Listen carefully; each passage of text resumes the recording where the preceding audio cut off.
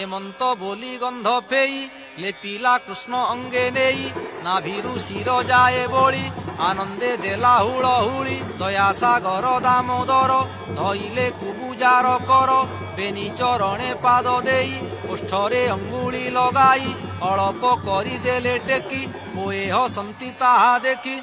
लागन्ते चक्रधर कर तक्षणे होइला सुंदर तातिनी कुज केणे गला रूपेण अनंग महिला कुबुजा निज रूप चाही कृष्ण को देखी विचारई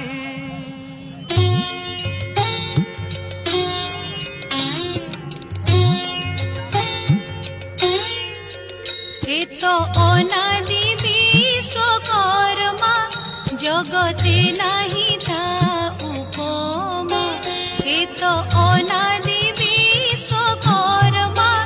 जगते नाही।